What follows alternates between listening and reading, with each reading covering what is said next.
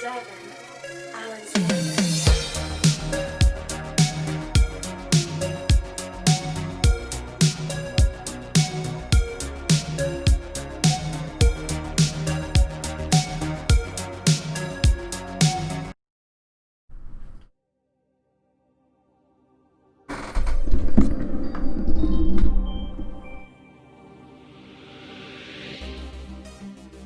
What is up, everybody? It's your boy CrazeMaze98, aka Nicholas Morales, founder of the EHGCommunity. Welcome back to 2064. We're gonna continue on from where we're at. Okay, so last episode we found out a lot of things. We found out a couple of people of ours passed because they were killed somehow. Charlie Nova is dead. That blogger that we need to speak to was dead, and then now that the hacker that we got into with the in his head was dead also. Let's check on the little robot guy. Let's check on Turing and see if he's alright. Wow, you really like giving hugs. Good thing I do too. Let's speak to him and see if he's alright. Let's keep it the path we're on. Poor guy must be feeling bad. So we need to go to somebody named Melody's house. We need to see what we need to do about that. So we need to see if we can find some information. Ready to head out? Yep, let's head out. Alright, so Flower Mansion.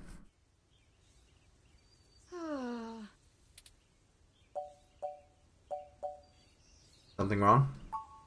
Oh, I'm sorry. I was wool gathering. Wool gathering. I see we've arrived at the Melody Flores residence. It's quite impressive. What the hell is wool gathering? Was he actually gathering wool, or what was going on? I'm not understanding.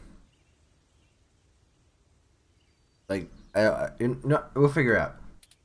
But that's to be expected, considering that she is still the majority owner of the Flower Cybernetics Group, despite retiring from day-to-day operations at the company. Oh, okay. So, Flower Cybernetics is a group that pertains on doing things like, adding major augments. So that is a cool thing from her. I wonder how she and Hayden first began working together. I would like to know. Ooh, a nice question mark thing. Sorry, back on task. Is there anything you'd like to know before we head inside? Alright. Wait, give me a rundown of Flower Cybernetics. Flower Cybernetics was established in the early 2000s by Melody's mother, Antonella. Okay. It started out developing cutting-edge medical tech, including advanced prosthesis and nanoparticle diagnostic and treatment technologies. Okay, so like the nanoparticle diagnostic, which is like in regards to like like for instance, like if you have like a type of like for certain nano machines or like in certain movies, sometimes it helps rebuild your body or rebuild your actual your skin or something like that. So I'm guessing that's what nanoparticle diagnostics is. They were vastly successful when they perfected the first synthetic nerve mesh, allowing direct connection and control between the nervous system and a cybernetic prosthesis. Yeah, so so any of the prosthetics like cybernetics, like the augments that they succeeded in connecting the nervous system to it. So like your nervous system includes like your regular nerves and then anything of the brain. So with that, any of the functions of your nerves or any of the movements are actual functions of the brain as well. So they connected the actual stuff with the cybernetics to it to a point where it's actually able to do so, and people are allowed to stay alive and get augmented. The majority of their early projects were defense technologies for the American military. developing ruggedized military prosthesis for use on injured soldiers, and then eventually electively for special forces. Oh, okay. So like anything for like like possible military and like for soldiers, and anything for like I would say like FBI or possibly DARPA or any type of special forces like SEAL. They ended up getting some type of stuff like for prosthetics. Like if they lost a leg, they get a robotic leg, or if they got anything with any upgraded tech to help them during combat, then that was a major thing. This research line culminated in the development of brain-controlled androids as shock troops, long since barred by international law. Okay, so um it was banned because of the fact of the constant control of the soldiers. That's why. Melody took over the company from her aging mother, and she fought against developing further military hardware from that point on. She pushed the company to use the BCA technology for the company's original goals of medical advancement, as well as developing the first direct link virtual reality implants. The company is largely successful on a global scale, despite continued legislative movement against extensive cybernetic use, especially brain implants. That's it's increasingly shocking. Because like usually stuff like that works on the nerve. So isn't that considered a brain implant? Like most of the nerves usually like I know of her neurosurgery, I believe, but like anything of like nerve movements like actually require like function of the brain. So that's weird to me. What can you tell me about Melody? Not a whole lot. She's largely private, in contrast to her mother's penchant for courting a media circus. Ooh, okay. Several biographies of former Flower executives show her as intensely passionate about demilitarizing the company to the point of absolute viciousness in the boardroom. Okay. But it's been a long time since her days of fighting for the company, and she's since stepped away from the helm. There's talk that she's lost her spine in her old age, but... Oh.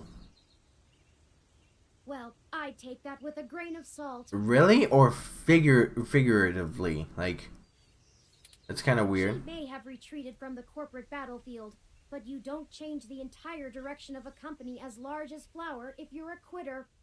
Fair enough. Stay on your toes. Okay. Yeah. Oh, yeah.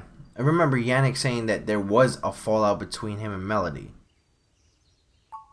He did, and I can't shine much light on that. Let's see.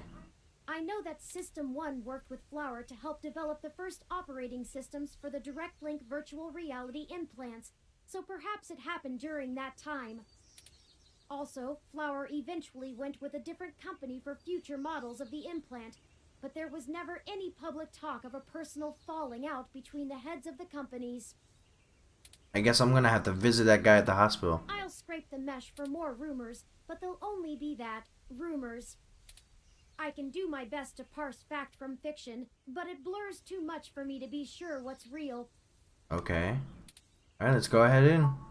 No time like the present, then. Let's ring that doorbell.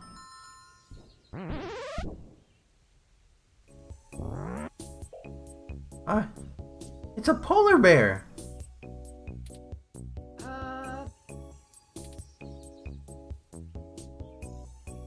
Hi, is Melody home?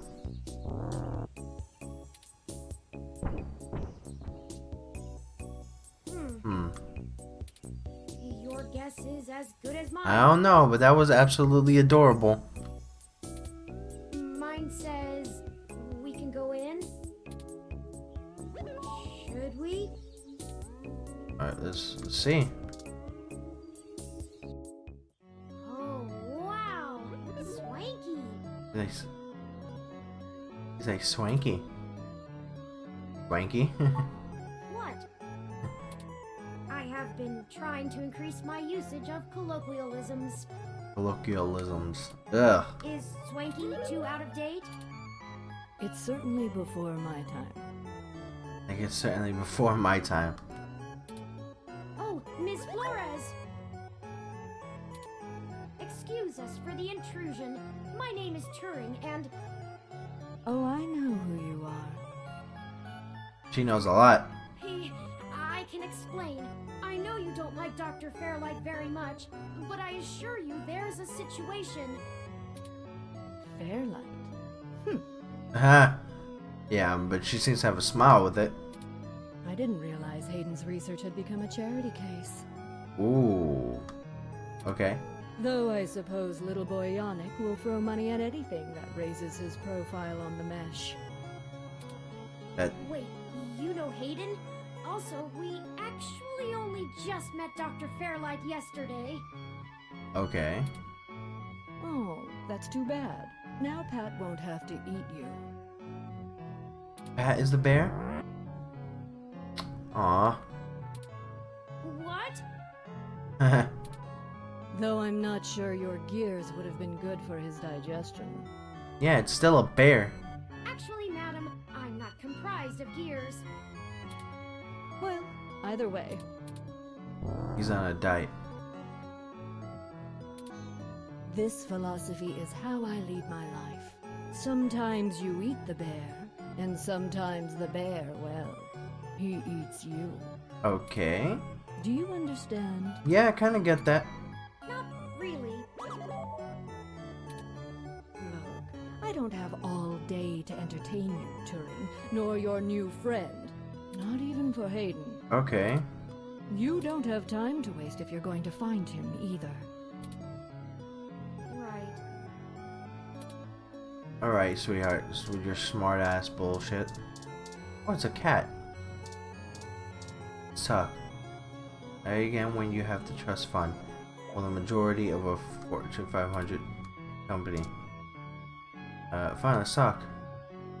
If you were one of Fairlight's worker bees, you wouldn't have made it through the door.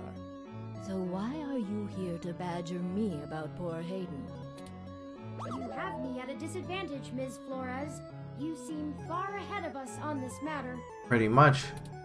Just call me Melody, darling. And of course. But I'll share a secret or two with you. Okay. I have so many questions. Do you know what's happened to Hayden? Pretty much.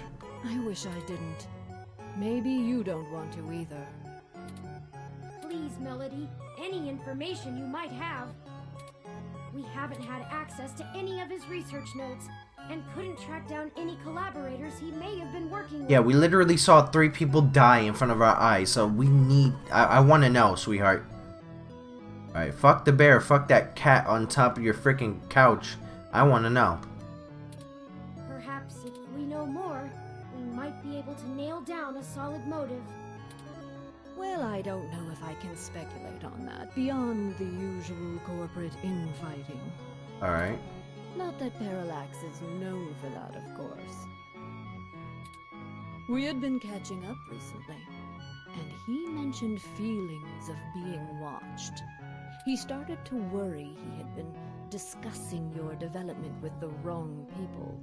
Alright. When he stopped returning my calls, and now that you've shown up with a total stranger, it becomes clear what happened. Yeah. I see. Can you tell us anything else about his disappearance? Oh, I'm afraid not, dear. I've been around long enough to know what's coincidence and what isn't.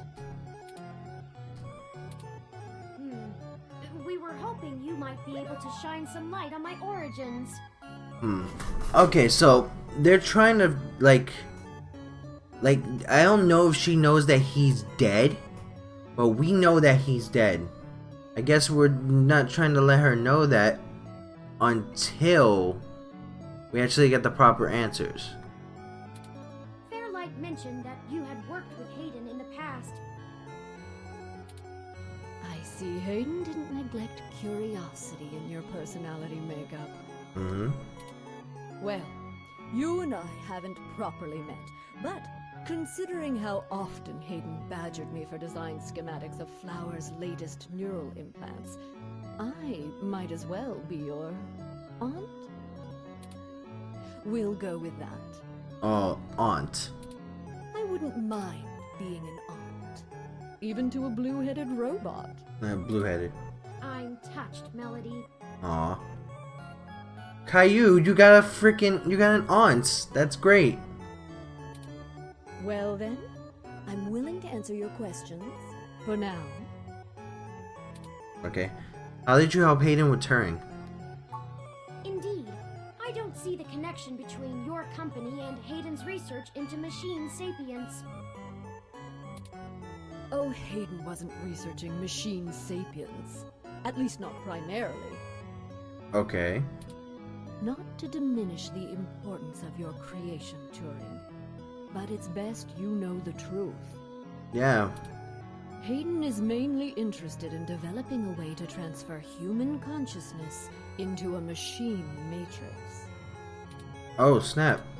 You can see why neural implants would obviously be an integral part of that. Okay, so what he's trying to do is like literally put someone's I would say puts like a human consciousness in a robot. So let's say let's say if I'm unconscious or I'm in a coma, you can transfer that consciousness to wake me up in a machine. That's actually pretty cool.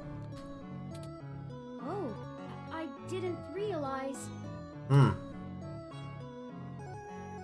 Now, how would Turing's development help the the digitizing of the human mind?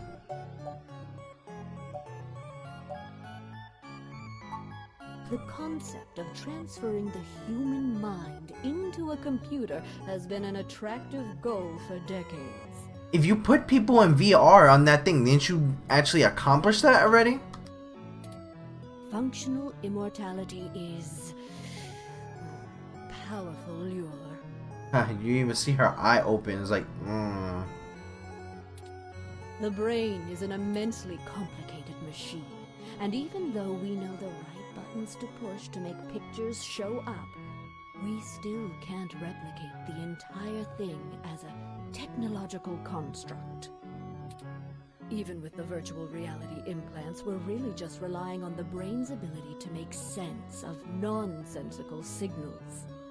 I don't even know what she's saying right now. Decided the best way to make a machine more like the human brain would be to work in the opposite direction. Okay, so he wanted to make robots feel more human. So that was his goal. Instead of mimicking how the human brain worked, he started writing code that mimicked the functioning of the human mind. Okay. Think of it like convergent evolution. Two species adapt in similar ways, but on completely different continents. Okay, so he was trying to make a species, like a robotic species that adapts the same way, like that adapts their mind like a human does. So that's a major thing. Hayden is a crack programmer when it comes to information collating. It's why Parallax hired him when they did. So he wrote a bunch of self-modifying learning algorithms that were, frankly, baffling and let them loose. Poke and prod them here and there to make sure they value the same things humans do. Okay. And we eventually end up with you, Turing. Interesting. Hayden never revealed any of this to me. Well, it's kind of hard to express that to you because you're technically still a kid. Kind of hard to express something like that to you. I imagine he's pretty tight-lipped. You were the first prototype he considered a real success, and he was afraid of contaminating your development before he had a chance to make good observations. Alright. Now, can you elaborate your involvement? If you can even call it involvement. It's a small city, And if you're in the tech sector, you are never more than 2 degrees removed from anyone else. Pretty much. When he started looking into this pet project of his, he came right up to my door and demanded access to the research logs behind our earlier implants. Cheeky, but it was impactful and disruptive, as they like to say around here. I thought you would say I couldn't in care less any about type of Flowers' way. patents anymore, so I gave him what he wanted, just to see what he would do. Okay. I'm frankly more impressed than I expected I would be, but don't tell him that. Don't worry. Oh, poor little guy. I think he wants to tell her the truth. I won't. Oh, that was a compliment, dear. Oh, poor little cat. She doesn't know what happened. But Caillou still has a freaking deal with that. Or Turing. I call him Caillou because he kind of has like that big bald head like Caillou. Alright. Hayden wasn't interested in Turing's development. I didn't say that. Really? Hayden was quite interested in Turing, even if he is just a step to further research. Huh? In fact, he was preparing to publish his findings involving Turing, and I know it's going to make one heck of a splash in the scientific community. Aw, he cared about the little guy. See, the most impressive part about you, Turing, is that you're surprisingly stock. I assure you, Melody, my construction involves only the latest and greatest in ROM prototype technology. Mm-hmm. Aw, don't be upset, Caillou. Exactly. You're not off the shelf, but you're still just a souped-up ROM, more or less like every other one out there. Your personality algorithms are impressive, but they don't require some new space-age technology to work. Hayden is going to propose that human consciousness transference does not require special brain-like hardware architecture, but merely the right software wrapper to interface with the hardware. Okay. Much like I how don't understand what the hell she's saying.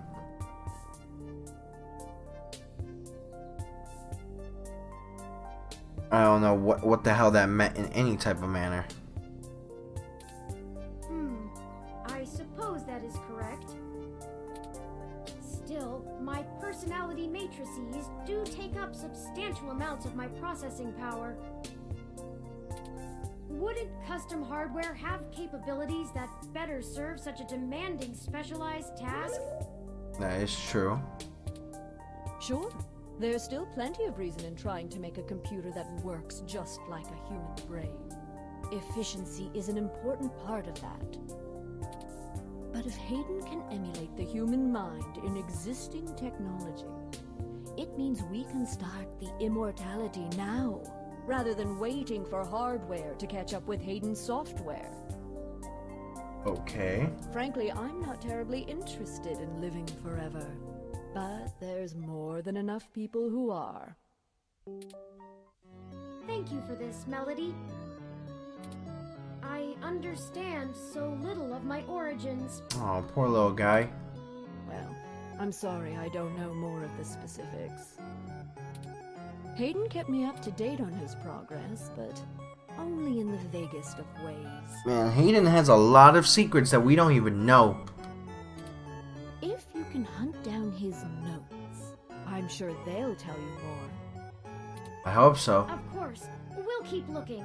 Now, perhaps we could ask some other questions? Sure. Oh, okay, so I want to know what's the story between you and Fairlight? Oh, hell, that old bastard and I have been flashing daggers at each other for the better part of 20 years. Uh-huh. You must have wanted to see what's under that red suit, sweetheart. I contracted out the software development for our first-gen direct link VR neural implants to System 1. Okay. things were going great. But after the first models sold like gangbusters, Yannick tried to get into bed with me. Literally. Wow, the Tots. Ha! I knew it. I knew it. I knew it. He literally tried to pull up like the whole like Fresh Prince thing, just hop over the chair. He's like, here I come, girl. I turned him down. Very politely, I might add. And then, suddenly, all of the cooperation between our companies dried up. Wow. He got salty. We've been at it back and forth ever since. I'd be damned careful about trusting him if I were you. He's a snake, and he'll do anything he can to get what he wants. He seemed very nice before. Still, I suppose if he tried again now, I might not turn him down. Oh, please. It would be fun to needle him about me still having my own company when he doesn't have his. Oh, that's a bitch move, though. Yeah, I think that's everything we need to know. Good. I can get back to my retirement. Thank you for your time, Melody. We'll be in touch later. I love that bear, though. Oh, one more piece of information for you, if you'd like it. Okay. I've got the contact info for a Vincent Mensa, who I think might be of help to you. Alright. Vincent was working more closely with Hayden inside Parallax, mostly on his company-approved research on data collating algorithms for the mesh. I'll send him a message and ask him to meet you somewhere. That's very helpful. I appreciate it. He owes me a favor anyway, and might be able to give you some more information on anything else Hayden may have been working on. Alright, no problem. That definitely works out. Thank you. That would be fantastic, Melody. Perhaps Golden Gate Park. Alright. Be careful, Turing. I don't like Fairlight's stench all over this scenario. Don't show him too many of your cards. Cards? This euphemism is unfamiliar to me. Don't tell him anything if you can. Fairlight is more dangerous the more he's informed. Oh, okay, so... Thank you, Aunt Melody. Wish us luck. Oh, Aunt Melody. How adorable. That's very interesting. Thank you, I appreciate you. Alright, so... let me go into the freaking... the TV station. Real quick. Because... what bothers me is that,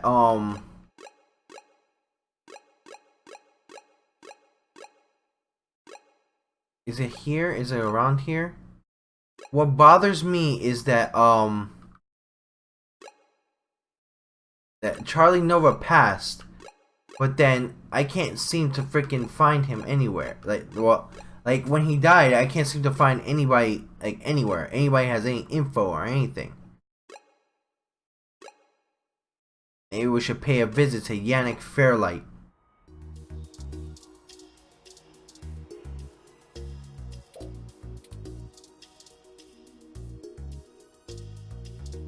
Let's talk to him. Patient, have you been? Yes, I have been fine. Appreciate it. Looks like his guy is not here to take care of him. So maybe that's a thing.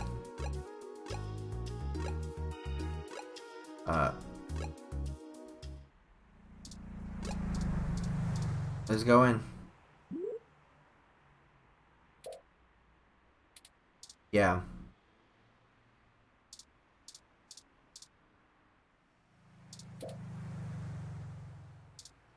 That's where this girl fell down from the top floor.